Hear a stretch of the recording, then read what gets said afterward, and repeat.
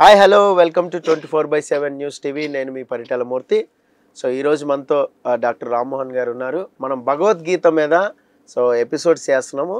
ఎవరైనా మిస్ అయి ఉంటే ఇంట్రడక్షన్ ఎపిసోడ్ కూడా చూడండి, చాలా బాగుంటుంది. అది డిస్క్రిప్షన్లో మీకు లింక్ అనేది పెట్టాను. సో ఈరోజు మనం సార్ని పలకరించి అనేక అంశాలు తెలుసుకునే ప్రయత్నం చేద్దాం. నమస్తే సార్. నమస్కారం అండి. సార్, ఒకటి దైవం మానుష రూపేణ అంటూ ఉంటారు. సో నిజంగా దేవుడు ఉన్నాడు అంటారా? ఇది చాలా సీరియస్ క్వశ్చన్, అందరికీ అర్థమయ్యేలా చెప్పండి. దేవుడు ఉన్నాడండి. ఈ ప్రశ్న త్యాగరాజు గారికి వచ్చింది. అంత మహానుభావుడు నిరంతరం రాముడు యొక్క స్మరణలో ఉండి ఆయనకి అనుమానం వచ్చింది.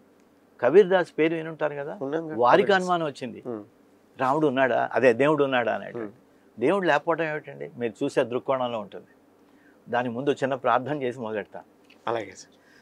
శాంతాకారం భుజగశయనం పద్మనాభం సురేశం విశ్వాకారం గగనసదృశం మేఘవర్ణం శుభాంగం లక్ష్మీకాంతం కమలనయనం యోగిహృద్యాన్ గమ్యం వందే విష్ణుం భవభయహరం సర్వలోకైకనాథం. జ్ఞానవంతులైన పండితులందరికీ నమస్కారం అండి. భగవద్గీత విషయాల్లో చాలా పెద్దవాళ్ళందరూ కూడా భగవద్గీత మీద ఉపన్యాసాలు ఇచ్చారు. అయితే నేను చెప్పబోయేది ఏంటంటే, మేనేజ్మెంట్ చదువుకున్నాను కాబట్టి ప్రతి విషయంలో ఒక మా వ్యక్తి ఏ రకంగా భగవద్గీత ఉపయోగపడుతుందనే భావంతో మాట్లాడుతూ వస్తున్నాను. ఈ రోజున మీరు అడిగారు ప్రశ్న, భగవంతుడు ఉన్నాడా అనేటువంటిది. ప్రతి వాళ్ళకి ఆ ప్రశ్న ఉంటుంది, ఉదయిస్తుంది. ఎంత భక్తుడికైనా సరే, ఏమిటి నేను మూఢంగా వెళ్ళిపోతున్నానా, ఆయన కనిపిస్తాడా అంటే, భగవంతుడు ఉన్నాడండి. ఉన్నాడు లేకపోతే ఎట్లా? మనం అంటే ప్రహ్లాదుడు గొప్ప భక్తులు అయితే కావాలంటే వాళ్ళ నాన్న స్తంభం కొడితే నరసింహస్వామి భీకరంగా కనపడ్డాడు. మనం చేసేది ఉద్ధరణి పుణ్యం కాబట్టి మనకేదో ఏదో విధంగా వచ్చి భగవంతుడు మనకి సాయం చేస్తారు. కానీ మనం అర్థం చేసుకోవాలి అది భగవంతుడు. అందుకోసమే దైవం మానుష రూపేణ అనేది అర్థం ఏంటంటే, ఎప్పుడైతే మీరు ఆశించనిది జరిగిందో, మనస్సులో దాని మీద ఎంతో నిశ్చయంగా అది కావాలి అనుకున్నారు, అది మీరు ఎప్పుడైతే ఒక ఏమంటామంటే దాన్ని సంకల్పం, బలమైన సంకల్పంతో ఉండి అది మీ వల్ల అవట్లా, కానీ అది మీరు ఆ సమయంలో భగవంతుని పెద్ద తలుచుకోవచ్చు, ఏది ఆయన వస్తే బాగుండని చెప్పి. కానీ మీ యొక్క సంకల్పం ఉంది, మీకు అవసరం ఉంది, కానీ మీరు యాదాలపంగా ఉన్నారు, మీరు అవసరం తీరాలి. దానికి అదే భగవంతుడు చెప్తారు. ఒక చిన్న ఎగ్జాంపుల్ చెప్తాను. భగవంతుడు ఈ దైవం మానుష రూపేణ అంటే, నేను లిథువేనియా అనే ఒక దేశానికి వెళ్ళాను. లిథువేనియా అది వచ్చి ఇదివరకు రష్యా దేశంలో ఉండేది, కమ్యూనిస్ట్ దేశం. తర్వాత యూరోప్ యూనియన్లోకి వెళ్ళిపోయింది. నేను అది ఉద్యోగరీత్యా మా కంపెనీకి ఏదో కంపెనీ కొందామని వెళ్ళాను. వెళ్తే ఆ దేశం అంతా కూడా శాకాహారులు కాదు, అంతా కూడా నాన్ వెజ్, మాంసాహారులు. ఓ రోజు ఉన్నాను, చాలా కష్టమైంది. హోటల్లో ఏదేదో పెట్టారు. పొద్దున్న ఏదైనా బ్రేక్ఫాస్ట్ వెళ్దాం కదా అని చెప్పేసి ఆ హోటల్ పక్క వీధిలోకి వెళ్ళి ఏమైనా ఫ్రూట్స్ ఏమైనా ఉంటాయేమో చూద్దామని వెళ్ళా. అంతలోకి ఎదురు నుంచి ఇస్కాన్ వాళ్ళది ఒక ప్రొసెషన్ వస్తుంది. శ్రీకృష్ణ గోవింద హారే మురారి అని మొదలెట్టారు. శ్రీకృష్ణ చైతన్య హారే మురారి హే నాథ నారాయణ వాసుదేవ, అది కావాలి. అది వాళ్ళు పలకలేకపోతున్నారు. నేను పక్క నుండి నాకు శ్రీకృష్ణ చైతన్య హారే మురారి హే నాథ నారాయణ వాసుదేవ, హే నాథ నారాయణ వాసుదేవ అని పలకలేకపోతున్నారు. అది నేను ఉచ్చస్వరంతో ఇదే అన్నాను, హే నాథ నారాయణ వాసుదేవ అని. శ్రీకృష్ణ చైతన్య నిత్యానంద హే నాథ నారాయణ వాసుదేవ అనగానే ప్రశ్న ఆగిపోయింది. ఇదేమిటి, నేనేమో డిస్టర్బ్ చేశానని చూసుకున్న తర్వాత ఆయన హెడ్ వచ్చారు, అక్కడున్న ఇస్కాన్ హెడ్ వచ్చి, మీరు ఎక్కడి నుంచి, కలకత్తా నుంచి వచ్చారా, బృందావనం నుంచి వచ్చారా? లేదండి, నేను చెన్నైలో ఉన్నా, అప్పుడు చెన్నైలో ఉండేవాడిని, చెన్నైలో ఉన్నానంటే. చాలా అద్భుతంగా చెప్పారండి, మీకు ఇక్కడ భోజనం సరైనది దొరకదు, మా ఇస్కాన్ హెడ్ క్వార్టర్స్కి వచ్చాయండి, మీరు ఎన్ని రోజులు ఉంటున్నారు అన్నారు. 3 days ఉంటానని. 3 days కూడా మీరు ఏ రకమైనటువంటి ఇబ్బంది పడద్దు, మా దగ్గరికి వచ్చి మీరు భోంచేసి వెళ్ళండి, మిగతా పని మీరు చూసుకోండి, మీకు ఏదైనా సౌకర్యం కావాలంటే నేను చూస్తాను, మీరు కొత్త వాళ్ళని తెలుసు, భారతదేశం నుంచి వచ్చారు, ఇదేంటండి, దీన్ని ఏమంటారు? దైవం మనిషి రూపేణ అనగా ఆయన వచ్చారు కదా. 100%. ఆ, అప్పుడు నాలో ఏంటంటే ఒక నిశ్చయం, లోపల బాధ, ఒక రకమైన కోరిక అంటే కూడా అవసరం అని చెప్పచ్చు. కోరిక ఏముంది అక్కడ, అవసరం. అంతే భోంచేయకపోతే పెద్ద కార్యక్రమం, ఆ రోజు మీటింగ్కి వెళ్ళాలి, అంతా మాట్లాడాలి. ఇదేమిటి? అంతే సార్, అంతే కదా. దైవం మానుష రూపేణ అంటే ఇలాంటి ఎన్నో. మీరు చెప్తుంటే కొన్ని నాకు కూడా కనెక్ట్ అవుతా ఉన్నాయి. సో ఏంటంటే మేము కూడా నేను ఒక షాప్లో వర్క్ చేసేవాడిని. సో వర్క్ చేస్తూ అది అయిపోయిన తర్వాత మీరు ఫస్ట్ ఎపిసోడ్లో చెప్పినట్టు నాకు అర్థమే, నేను చేసుకుంటూ వెళ్ళేవాడిని. ఆ తర్వాత వేరే ఫ్యాన్సీ షాప్ ఫ్రెండ్స్ ఉంటే సరదాగా వెళ్ళేవాడిని. సో అక్కడ ఈ బజ్జీలు పునుగులు వేసేవాళ్ళు, వాళ్ళకి ఊరికే హాయ్ అంటే హాయ్ చెప్పేవాళ్ళు. సో ఒకరోజు ఏమైందంటే మేము తిరుపతి వెళ్ళాం. తిరుపతి వెళ్తే అక్కడ మాకు రూమ్ దొరకలేదు, చాలా పెద్ద లైన్ ఉంది. ఆ లైన్ ఉంది, ఎట్లా దేవుడా అసలు నడిచి వెళ్ళాము, కాళ్ళన్నీ వాసిపోయి ఉన్నాయి, లైన్లో నుంచోవాలి. రాత్రి అయిపోతుంది 7, ఫ్యామిలీతో వచ్చాం, 7, 8 వెళ్ళాం. అసలు కొంచెం రెస్ట్ తీసుకుని తెల్లారి దర్శనంకి వెళ్ళాలి. సో దొరకట్లేదు, దొరికేలాగా లేదు రూమ్. అప్పట్లో లైన్ ఉండేది రూమ్కి, ట్యాగ్లు వేసేవాళ్ళు కాదు. ఎక్కడో ఈ పునుగులు బజ్జీలు ఆయన హాయ్ అంటే ఆయన వచ్చాడు. వచ్చి ఏంటి ఇక్కడ ఉన్న లైన్లో అంటే, ఇంకా ఇలాగ లైన్లో నుంచి లేదు దూకేసి వచ్చాయి, నేను రూమ్ ఇప్పిస్తా, నేను ఆల్రెడీ రాయించుకున్నా, 2 రూములు రాయించుకున్నా, ఒకటి తీసుకున్నా, ఇంకోటి వస్తుందా అన్నాడు. అంటే వాళ్ళు ఇద్దరు లైన్లో ఉన్నారట. అదేలేండి, మళ్ళీ మా వాళ్ళని తీసుకొస్తామని చెప్పి వచ్చారట. చూడండి, అంటే మీరు అన్నట్టు ఎక్కడో అక్కడ అలాగా దైవం మనిషి రూపేణ అన్నట్టు టక్కుమంది మనకు దొరుకుతూ ఉంటుంది. అసలు మొత్తం ప్రపంచం అంతా కూడా ఒక రకమైనటువంటి ఆర్డైన్డ్ అంటాం, ఒక ఆర్గనైజ్డ్ లాలో, ఒక ఆర్గనైజ్డ్ సూత్రం ద్వారా నడుస్తుంటుందండి. దీంట్లో మిగతా జంతువులు కానివ్వండి, ఒక చిలక ఉంది, చిలక ఏనాడు కూడా నా పండు ఎక్కడ దొరుకుతుందని అనుకోదు, వెళ్తుంటుంది, ఇట్ విల్ ఫ్లై. కానీ చిలక సరిపడా కాయలు, ఎక్కడో పండిన కాయలు ఉంటాయి, ఖచ్చితంగా దొరుకుతాయి. అంటే ఏంటి, భగవంతుడి రచనలో అందరికీ కావాల్సింది ఇస్తాడు. ఇప్పుడు పశుపక్షాదులు ఉన్నాయి, అరణ్యం అంతా ఉంది, ఏమీ చచ్చిపోవట్లేదు. వాటి జీవనం ఒక రకమైన సైకిల్, వాటికి ఒక ఏజ్, కొంత నిర్దిష్టమైనటువంటి వాటికి కూడా ఒక వయసు ఉంటుంది. ఆ వయసు తర్వాతే పోతున్నాయి, కానీ రోజు పోవట్లేదు. అవి చిన్నవి పుడుతున్నాయి, పెరుగుతున్నాయి, మళ్ళీ తర్వాత అది కూడా ఒక సైకిల్లో ఉంది. వీటన్నిటికీ కారణం ఎవరు? భగవంతుడే. అందరికీ ఏర్పరుస్తారు. ఈ దైవం మానుష రూపేణ అనేది మనిషి అర్థం చేసుకోగలుగుతాడు. అప్పుడు ఎప్పుడైతే ఈ అర్థం వచ్చిందో అతను తన యొక్క జీవన విధానం మారిపోతుంది. అరే, నేను కూడా ఇంకోటి సహాయం చేయాలి. భగవంతుని యొక్క ఎప్పుడు స్మరణలో ఉన్నట్లయితే ఆయనే చూసుకుంటాడు. అనన్యాచింత ఎంతో మాం, అది నా మీద ఎప్పుడు కూడా ఏ రకమైనటువంటి డౌట్ లేకుండా నా మీద ఉన్నట్లయితే వాడి యొక్క రక్షణ నా భార్య అంటారు. అనన్యాచింత ఎంతో మాం, అది భగవద్గీత శ్లోకం అండి. ఆ విధంగా వస్తే ఇంకో ఎగ్జాంపుల్ చెప్తాను. రాములు వారు రామసేతు కట్టారు కదా, రామసేతు నిర్మితమైంది కదా రాములు వారు వెళ్ళటానికి. ఇక్కడి నుంచి వెళ్ళాలంటే వారి సైన్యం, వానర సైన్యం అంతా రాళ్ళన్నీ పుచ్చుకొని అంతా వేశారు. అతలం అనేటువంటి, మీకు అతలం, సుతలం, పాతాళం అని 7 లోకాల కింద ఉంటాయి కదా. అతలం, భూమి కింద ఉన్న అతలం నుంచి అనేకమైన జీవజంతువులన్నీ వచ్చి ఈ రాళ్ల మధ్య ఏర్పడిపోయి రాములు వారి పాదం నా మీద పడుతుంది అని చెప్పేసి అన్నీ చేరిపోయాట. అప్పుడు ఆ యొక్క వారధి పెద్దది అయిపోయింది. వీళ్ళు వేసిన 2 రాళ్లే, కానీ వారధి చాలా పెద్దది, లక్షల మంది సైన్యం వెళ్ళాలి కదండి. అంతా అయింది. వీళ్ళందరూ అక్కడ చేరారు రాములు వారితో సహా. ముందు రాములు వారు నడిచారు.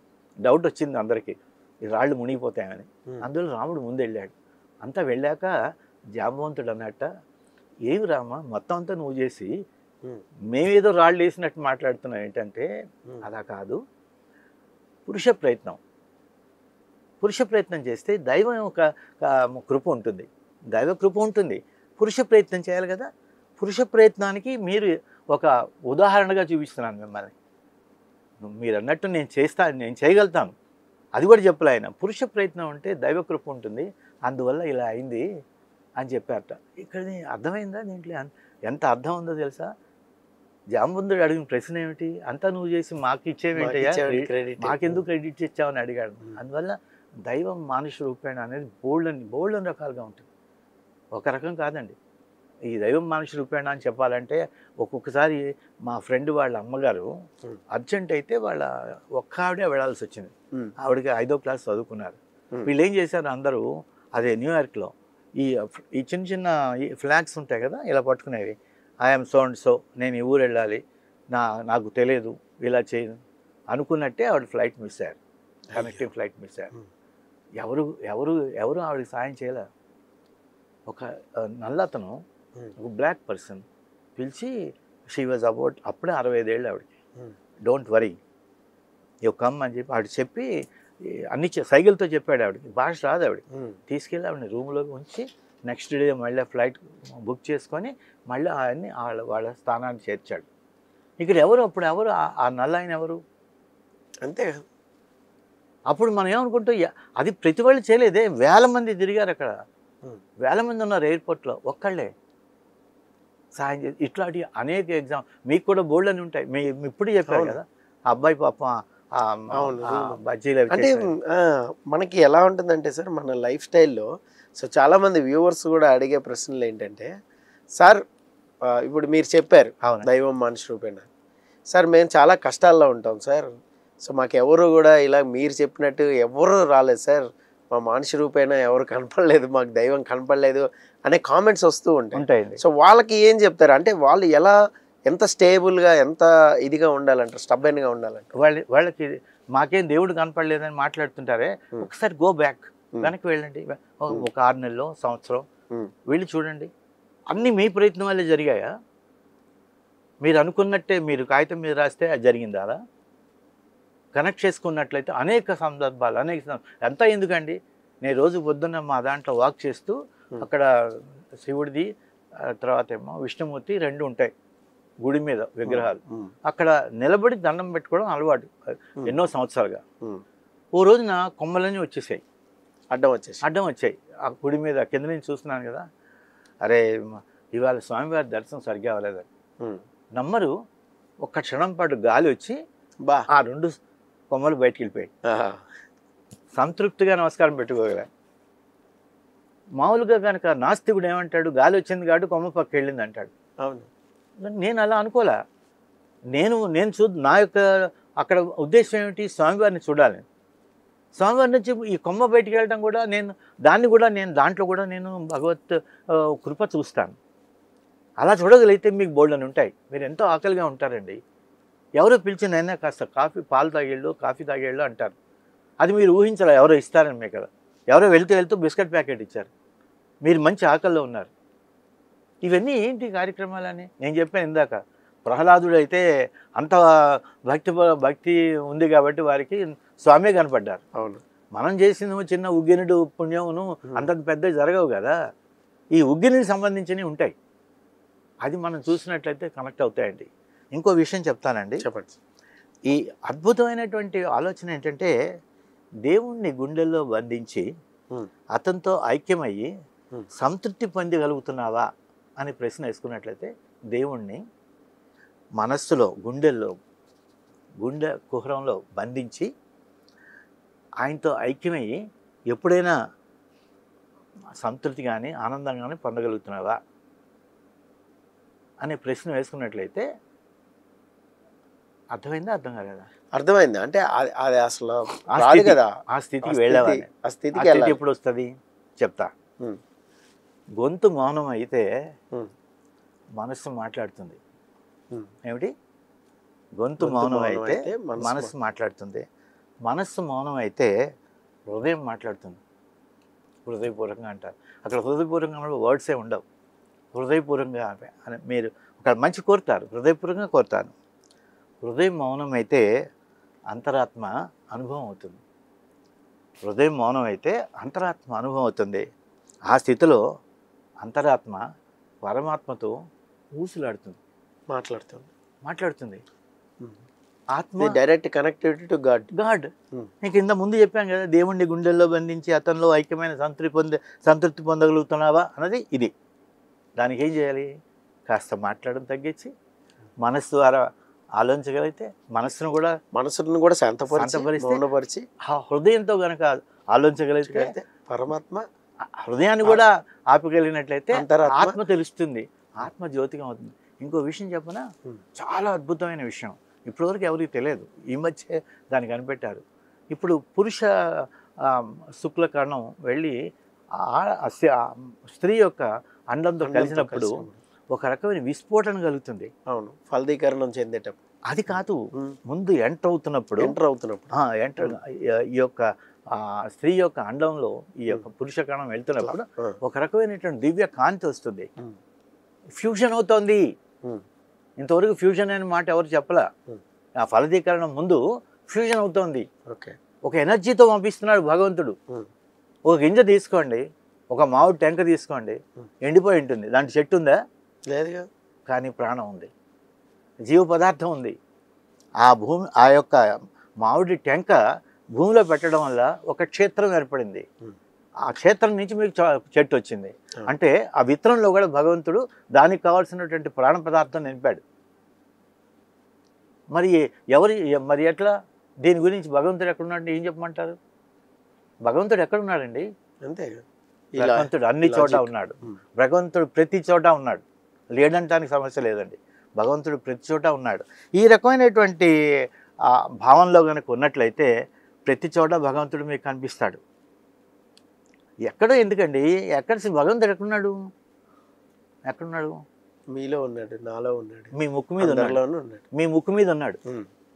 శ్వాస ఒక క్లిప్ పెట్టండి, మూతికి ముక్కు క్లిప్ పెడితే తెలుస్తుంది భగవంతుడు ఎక్కడున్నాడు. అది కరెక్ట్. భగవంతుడు శ్వాస రూపంలో ప్రపంచంతా వ్యాపించున్నాడు, సర్వత్రా వ్యాపించున్నాడు ఆయన. అందువల్ల భగవంతుడు ఎక్కడ ఉన్నాడని చెప్పడానికంటే ఈ యొక్క ఎగ్జాంపుల్స్ అన్నింటిలో మీరు కనుక కనెక్ట్ చేసుకోగలిగితే ప్రతిరోజు మీరు చూడగలుగుతారు. ఒక 95 ఏళ్ల ముసలాయనికి లండన్లో అతనికి న్యూమోనియా వచ్చింది. న్యూమోనియా తెలుసు కదా, గుండెల్లో ఆ శ్లేష్మం అంతా పట్టడం, శ్వాస ఆడలేదు. వెంటిలేటర్ అంటారు తెలుసా? వెంటిలేటర్ పెట్టారు. పెట్టిన తర్వాత ఒక రోజులోనే బాగుపడ్డాడు. 93 ఏళ్ళు బతికాడు. ఒక రోజు పడ్డాడు. 5,000 పౌండ్స్ వేశారు బిల్లు. ఒక రోజున ఆయన వెంటిలేటర్ ఖర్చు 5,000 పౌండ్స్ వేశారు. వేసేపటికల్ల బోర్ నడుస్తున్నాడు. ఆయన పెద్ద ఆయన కదా, డాక్టర్స్ అంతా కలిపి, sir are you worried about payment of $5,000 అంటే, మీకు ఏమైనా ఇబ్బంది ఉంటే చెప్పండి, మేమంతా కూడా చందాల్లాగా వేసేసి మేము కట్టేస్తామని. నో 5,000 పౌండ్స్ కావాలి, 10,000 పౌండ్స్ పంపిస్తాను. నాకేంటంటే ఈ ఒక్క రోజుకి మీరు 5,000 పౌండ్స్ కదా, 93 ఏళ్ళు బతికాను, భగవంతుడికి నేను ఎంత ఇవ్వాలి? ఎన్ని వేల లక్షల పౌండ్స్ ఇవ్వాలని మనసులో ఆలోచించేప్పటికల్లా ఒక్కరోజు కూడా ఆయన తలచలేదు. ఒక్కరోజు కూడా ఆయన గురించి నేను తలచలేదు, అందుకు ఏడుపు వచ్చింది అన్నట్ట. భగవంతుడు మనకి అన్నీ ఇస్తున్నాడు కదా అని చెప్పేసి అమ్మ వండిస్తుంది, తినేస్తుంది, వెళ్ళిపోతాడు పిల్లవాడు. వాడికి ఏం అర్థం ఉండదు. వాడికి పెద్ద అయ్యాక మనం నేర్చుకోవాల్సింది ఏంటి? ఆ కష్టం ఎంత కష్టం, ఇవన్నీ తెలుసుకోంటే అమ్మ చేసిన అన్నానికి ఎంత ఉంటే భగవంతుడు చేసిన సృష్టికి, భగవంతుడు మనకి ఇచ్చే వనరులకి మనం ఏం మాట్లాడాలి? ఈ విధంగా దైవం మానుష రూపాడు అనే దానిలో ప్రతి క్షణం భగవంతుడిని చూడగలుగుతాం. ఆ దృష్టి ఉండాలి. ఆ దృష్టిలో ఉంటే కనిపిస్తాడు. Okay sir, thank you very much sir. చాలా చక్కగా చెప్పారు గాడ్ గురించి. సో మీకేమైనా వ్యూవర్స్ డౌట్స్ ఉంటే ఖచ్చితంగా సార్ని ఏదైనా అడగాలి అనుకుంటే మీ లైఫ్లోకి సో ఎలా ఉన్న సమస్యలు కానీ అవి కానీ ఏదైనా చెప్పుకోవాలన్నా కూడా సో మీకు స్క్రోల్ అవుతుంది, ఆ నెంబర్కి కాల్ చేయొచ్చు. అలాగే కామెంట్ బాక్స్లో కామెంట్ చేయండి. నెక్స్ట్ ఎపిసోడ్లో సార్ని అవి అడిగే ప్రయత్నం చేస్తాను. This is Paritala Murthy signing off. By.